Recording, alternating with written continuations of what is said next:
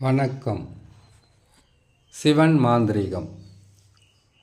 இந்த மாந்திரீகத்தில் துரோகிகளை அழிக்கும் மயான பூஜை ரகசியம். துரோகிகளை அழிக்கணும்னு கேட்டிங்கனாக்கா, நம்பிக்கை துரோகி, விரோதிகளை கூட வச்சிடலாம், ஆனால் துரோகிகளை வைக்கக்கூடாதுன்னு பல பேர் பல வழியில் பல வகையாக நமக்கு சொல்லி இருக்கலாம், சொன்னதை கேட்டு இருக்கலாம். இல்லை, துரோகிகளை சந்தித்து மன வேதனையில், மன குமுறலில் சில மனக்கசப்பான சம்பவங்களை சந்தித்தவங்க சொல்லலாம். அப்படி இருக்கும்போது இந்த துரோகம் எதுக்காக செய்கிறாங்கன்னு கேட்டிங்கனாக்கா, எதுக்காக செய்ய போகிறாங்க? ஒன்று, மண்ணுன்னு சொல்லக்கூடிய வீடு, நிலம், சொத்து, இது ஏமாத்துறதுக்காக துரோகம் செய்வாங்க. இல்லை, பெண்ணுக்காக துரோகம் செய்து யாராக இருந்தாலும் பரவாயில்ல, எந்த உறவாக இருந்தாலும் பரவாயில்லன்னு பெண் மீது இருக்கக்கூடிய மோகம், ஆசை, அதனால் துரோகங்களை செய்யலாம். இல்லை, பொண்ணு, அதாவது கேட்டினாக்கா பெண்ணு வேறு பொண்ணு வேறு, தங்கத்துக்காக, தங்கன்னா எடுத்துக்கோங்களேன், பணமாக கூட எடுத்துக்கோங்க, தங்க நகை கூட எடுத்துக்கோங்க. இப்படி மண்ணுக்காகவும் பொண்ணுக்காகவும் பெண்ணுக்காகவும் தான் இந்த உலகத்தில் எல்லாமே துரோகமும், எதிரிகளாக மாறுறதும், துர்மார்க்கர்களாக இருப்பதும்.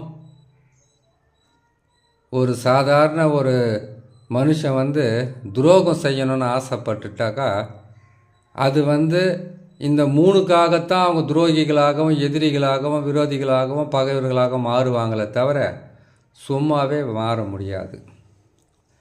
அதனால் அப்படிப்பட்ட துரோகிகளை அழிக்கக்கூடிய மிக சக்தி படைத்த ஒரு மாந்திரிகம்தான் மயான பூஜை.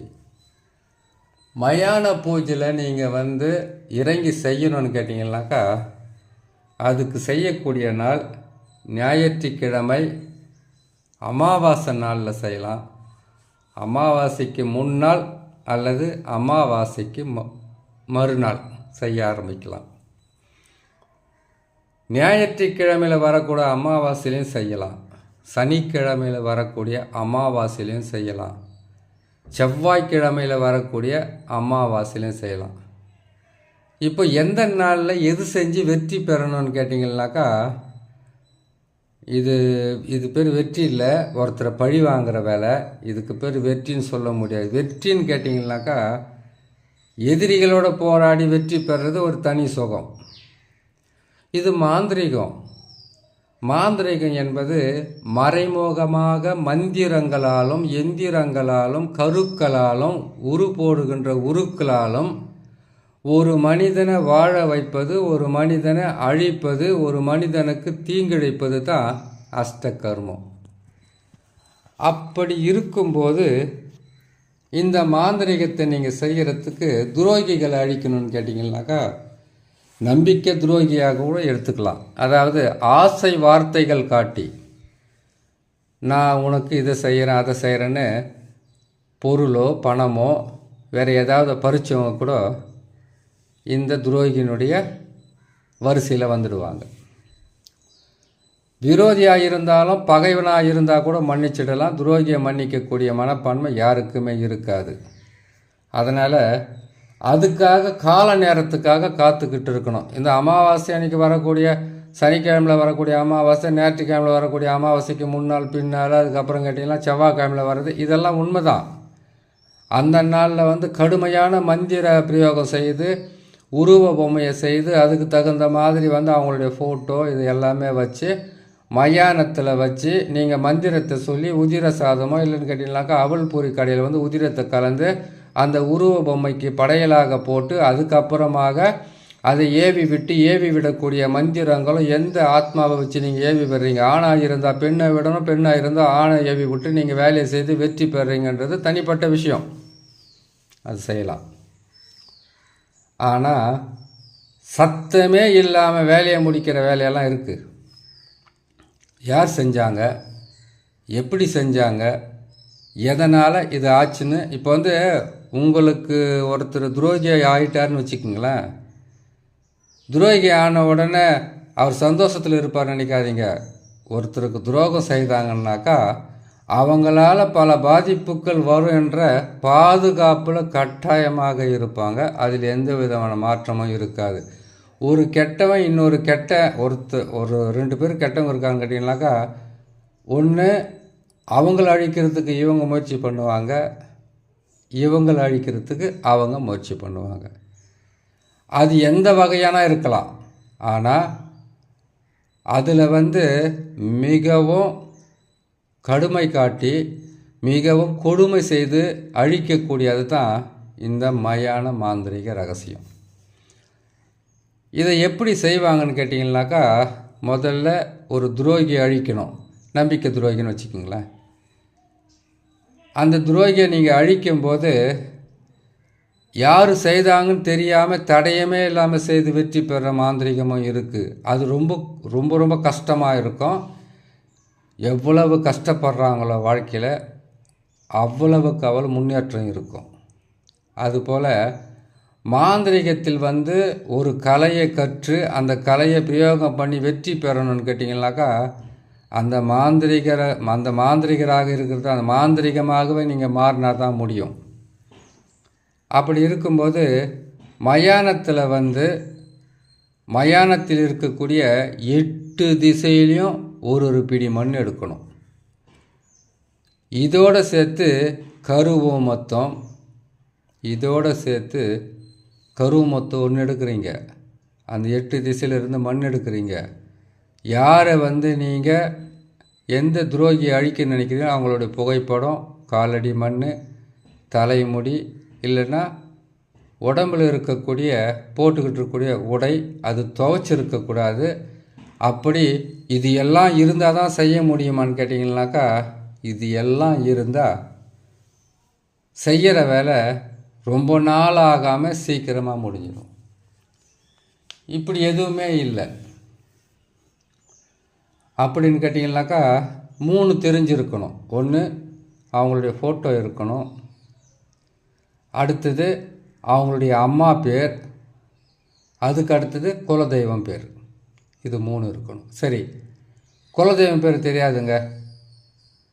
குலதெய்வம் பேர் தெரியலனாக்கா அம்மா பேர், அவருடைய பேர் இருந்தால் போதும் இது அழிக்கிறதுக்கு. இது செய்யக்கூடிய நாள் சொல்லியாச்சு. சரி, அமாவாசைக்கு வரக்கூடிய செவ்வாய்க்கிழமையில் வரக்கூடிய அமாவாசை, சனிக்கிழமையில் வரக்கூடிய அமாவாசை மரம் இதெல்லாம் இல்லாமல் கூட செவ்வாய்க்கிழமையில் ராகு காலத்திலையும் யமகண்டத்திலையும் செய்யலாம். சனிக்கிழமையில் ராகு காலத்திலையும் யமகண்டத்திலையும் செய்யலாம். ஞாயிற்றுக்கிழமையில் இரவில் வரக்கூடிய ராகு கால யமகண்டத்தில் செய்யலாம். பகலில் செய்தால் என்ன ஆகும்னு கேட்குறீங்களா? பகலில் செய்யக்கூடியது எப்பவுமே. எதுக்கு செய்ய முடியாதுன்னு கேட்குறேன்னு சொல்கிறேன்னு பார்த்தீங்கன்னாக்கா, சூரியனுடைய கதிர்வீச்சுக்கள் எப்போவெல்லாம் பூமியில் படுதோ அப்போ துஷ்ட சக்திகளுடைய மிகப்பெரிய சக்திகளெல்லாம் செயலிழந்து போயிடும்.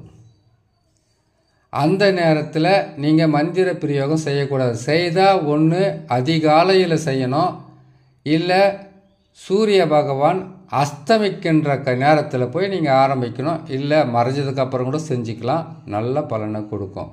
இப்போ ஒரு மாந்திரிகம் செய்கிறதுக்கு வராங்க. ஒரு மாந்திரிகத்தில் எத்தனையோ குறைகள் இருக்குது, அதை தீர்த்துக்கிறதுக்கு வராங்க. அதை கூட இந்த மாதிரி நேரத்தில் தான் செய்யணுமான்னு கேட்டிங்கனாக்கா, நீங்கள் தான் இந்த நேரத்தில் கற்றுக்கணும், செய்யணுமே தவிர ஒரு பிரச்சனைன்னு வர்றவங்களுக்கு எப்போ வேணாலும் செய்து கொடுக்கலாம். சரி, இந்த துரோகிகளை அழிக்கிறதுக்குன்னா விதிமுறை பிரகாரம் ஃபோட்டோ, மற்ற பொருட்கள் பேரெல்லாம் எடுத்துக்கோங்க. அது இல்லைனாக்கா ஃபோட்டோ, பேர், அம்மா பேர் இருந்தால் செய்ய ஆரம்பிக்கலாம். எந்த ஊர் அப்படின்றது முழுசாக தெரியணும்.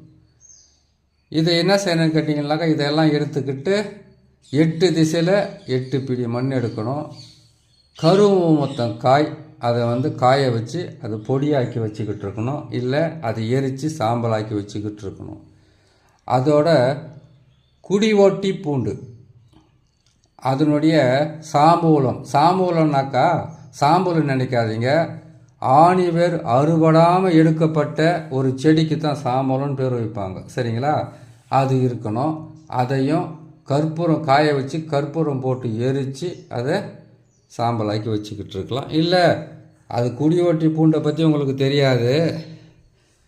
குடி ஓட்டி பூண்டுன்னு எதுக்கு சொல்கிறான்னு கேட்டிங்கனாக்கா, ஒரு குடும்பத்தையே இருக்கிற இடத்த வச்சு அந்த இடத்த விட்டு ஓடுற மாதிரி செய்யலாம். அதுக்கு பேர் தான் குடி ஓட்டி பூண்டு. எட்டின்றது வந்து கேட்டிங்களேனாக்கா, எட்டி மரத்தினுடைய வடக்கு திசையில் இருக்கக்கூடிய வேருக்கு ஒரு பலன், கிழக்கு திசையில் இருக்கக்கூடிய வேருக்கு ஒரு பலன், மேற்கு திசையில் இருக்கக்கூடிய வேருக்கு ஒரு பலன், இப்படி தெற்கு பக்கம் இருக்கிறது. ஒவ்வொரு திசைக்குமே ஒவ்வொரு பலன் கிடைக்கும். அதை வந்து பொறுமையாகவும் நிதானமாக தேடினா தான் கிடைக்கும். பொறுமைக்கும் நிதானத்துக்கும் ஏற்கனவே கற்றுக்கிட்டு பல வகையில் வந்து செய்து மற்றவங்களுக்கு செய்து கொடுத்து அதன் மூலியமாக வந்து அனுபவத்தால் இருக்கிறவங்கக்கிட்ட பொறுமை இருக்கும். வேகமாக செய்து வெற்றி பெறணுன்ட்டு சில மாதங்களில் செய்தணும், சில வருஷங்களில் செய்தணும்னு கேட்டிங்கன்னாக்கா பக்குவம் இருக்காது, அனுபவம் இருக்காது, சிக்கலில் மாட்டிக்குவீங்க. அப்படி இருக்கும்போது எட்டி மரத்தினுடைய வேரை வச்சு உடலில் இருக்கக்கூடிய துஷ்ட ஆத்மா, பேய் பிசாசு போதை பிரேத ஆத்மா, அதுக்கப்புறம் கேட்டிங்கன்னாக்கா துர்மரணம் அடைஞ்சவங்க, வீட்டுக்குள்ளே இருக்கக்கூடிய தொல்லைகள், இது எல்லாத்தையுமே வந்து செய்வன ஏவல் பில்லி சூனியத்தை கூட அந்த எட்டி மரத்தினுடைய வேரில் இருக்கக்கூடிய அந்த வேரை எடுத்து எந்த திசையில் எடுத்து அதை வந்து ஒரு எந்திரமாவோ தாய்த்தாவோ இல்லைன்னு கேட்டால் வீட்டுக்கு அஷ்டபந்தனமாவோ கொடுத்தா அந்த வீட்டுக்குள்ளே இருக்கக்கூடியதும் இவங்க உடம்புக்குள்ளே இருக்கக்கூடியதும் விட்டுட்டு விலகி போகும், இவங்க குணமாவாங்க. கருவூமத்தன்றது வந்து பார்த்திங்கனாக்கா அது மகா மூலிகையில் முதல் மூலிகை வரக்கூடியது கருவூமத்தம். அது மாந்திரிகத்துக்கும் பயன்படும், மருத்துவத்துக்கும் பயன்படும். சித்த மருத்துவத்துக்கு நல்லது செய்ய முடியாது, கெட்டது மட்டும்தான் செய்ய முடியும். அது மாதிரி கேட்டிங்கனாக்கா எட்டி மரத்தினுடைய வேரை வச்சு இதையும் செய்யலாம். அதோடு சேர்த்து இந்த துரோகிகளை அழிக்கிறதுக்கும் பயன்படுத்தலாம். அதனுடைய இந்த குடி ஓட்டி பூண்டு, கருவூமத்தம், எட்டி மரத்தினுடைய தெற்கு பக்கம் இருக்கக்கூடிய வேறு, இல்லை எட்டினுடைய விதை, எட்டினுடைய இலை, இது எல்லாமே எடுத்து அதெல்லாம் எரித்து நீங்கள் சாம்பலாக்கி வச்சுக்கிட்டு இருக்கணும், இல்லை மையாக்கி வச்சுக்கிட்டு இருக்கணும்.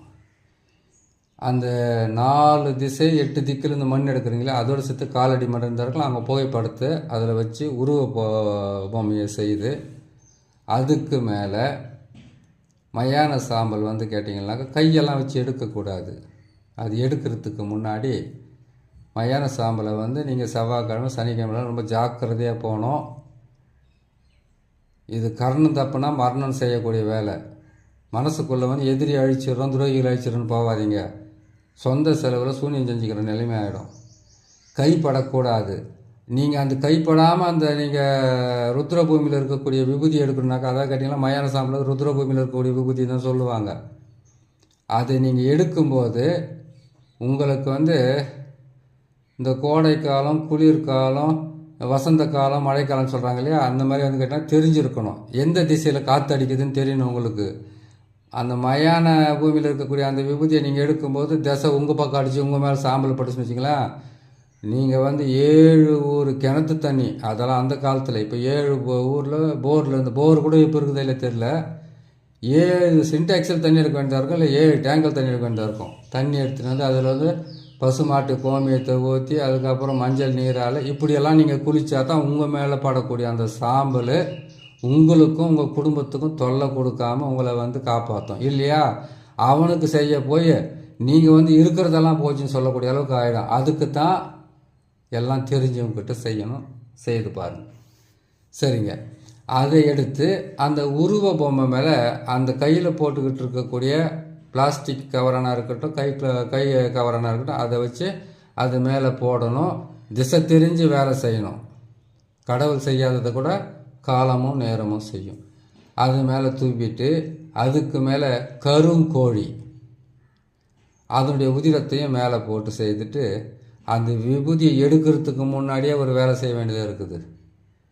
அந்த மயான சாம்பல் அதுக்கு 4 திசையிலையுமே வந்து 4 காசு வைக்கணும். 1 ரூபா.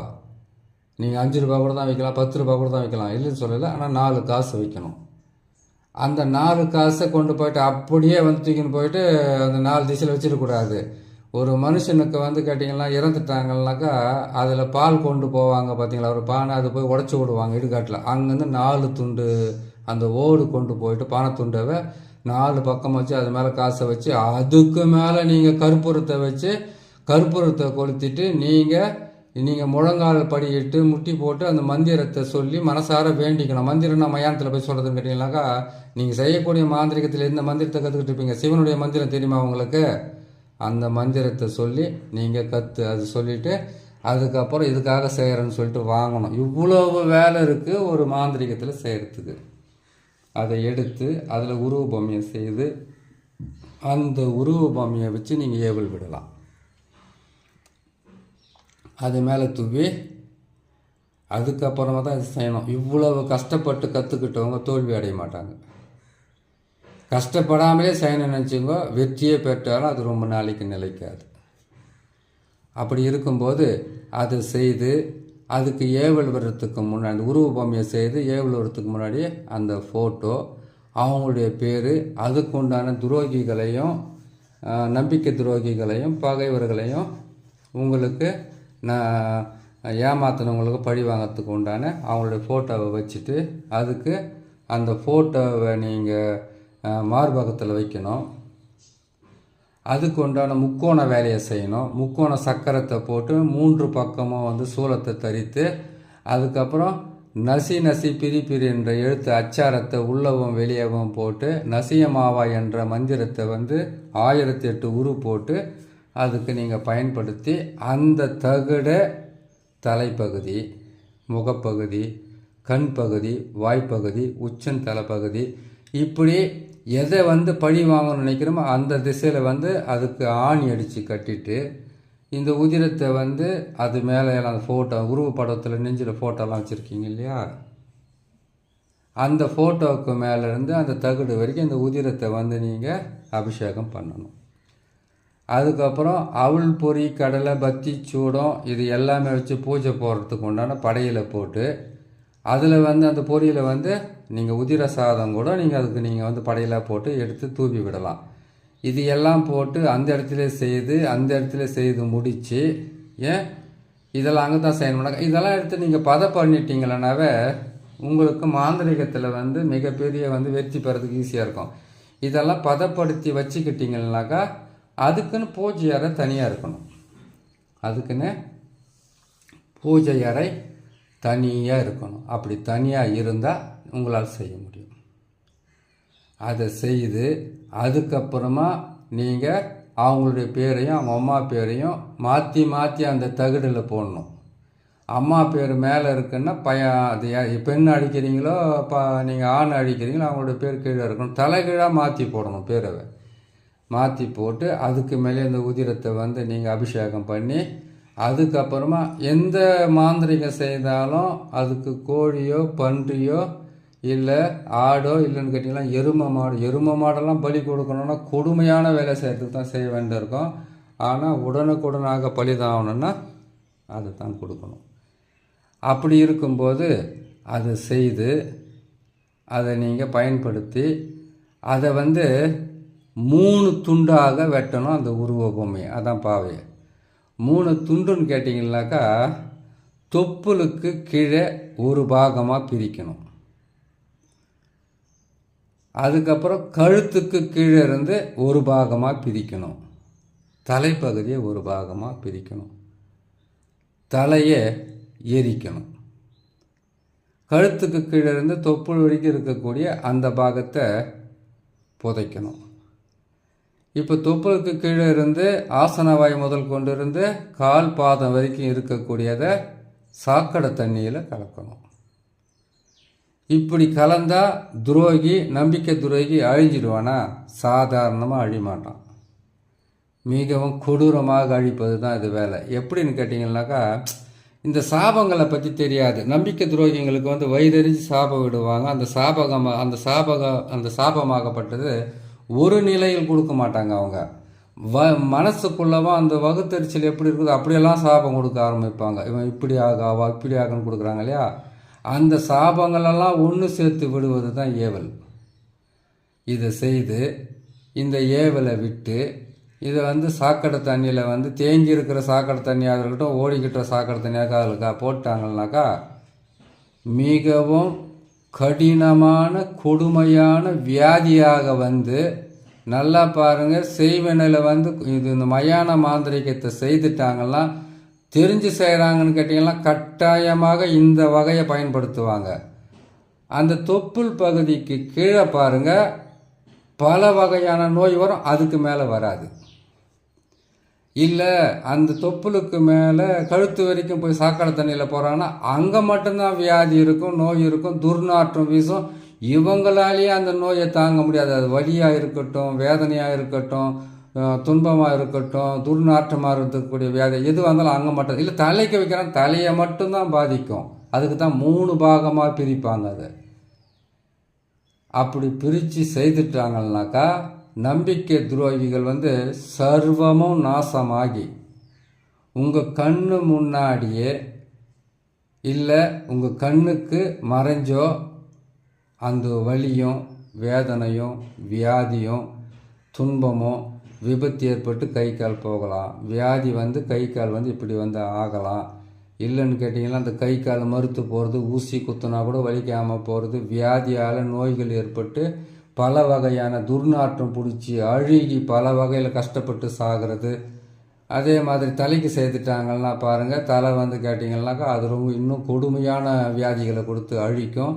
இது நரகத்தை விட 10 மடங்கு நரக வேதனையை கொடுத்து அழிக்கக்கூடியது தான் இந்த துரோகிகளை அழிக்கும் மயான பூஜை செய்கிறது. இன்னும் கொடூரமெல்லாம் இருக்குது. இதையெல்லாம் சேகரிக்கிறதுக்கு 20 வருஷம் ஆகிடும். அப்படி சேகரிச்சிட்டாலும் இதே மாதிரி துரோகி அழிக்கிறதுக்காக யார் கேட்பாங்கன்னு தெரியாது. ஆனால் தெரிஞ்சு வச்சுக்கிறது நல்லது. இன்னொன்று சொல்கிறேன், துரோகிகள் அழிக்கிறது நியாயம்தான், தப்பு ஒன்றும் கிடையாது. ஆனால் அது செய்ய சொன்னவங்க துரோகியா இல்லையான்னு உங்களுக்கு தெரியணும். முதல்ல இந்த உலகத்தில் எல்லாமே பொய்யா இருக்குது. யார் உண்மையை பேசுகிறாங்க, யார் பொய்யை சொல்கிறாங்கன்றது அஷ்ட கர்மமே தெரிஞ்சால் கூட அதை ஆராய்ச்சி பண்ண முடியாது. அதை ஆராய்ச்சி பண்ண ஆரம்பித்தா இதுக்கு ஒரு 7 பிறவி எடுக்க வேண்டியதாக இருக்கும். அதனால் அப்படி துரோகம் செய்தவங்க வந்தாங்கன்னாக்கா இந்த மயான பூஜையை போட்டு கொடுத்தா, நீங்களே செய்தா மிகப்பெரிய அழிவை அவங்களுக்கும் செய்து கொடுத்த நல்லது செய்து கொடுத்துருக்கீங்க, அவங்கள அழிச்சிருக்கின்ற நல்ல பேர் உங்களுக்கும் கிடைக்கும் அப்படின்னு சொல்லி இன்னொரு நல்ல பதிவில் உங்களை நான் சந்திக்கிறேன்.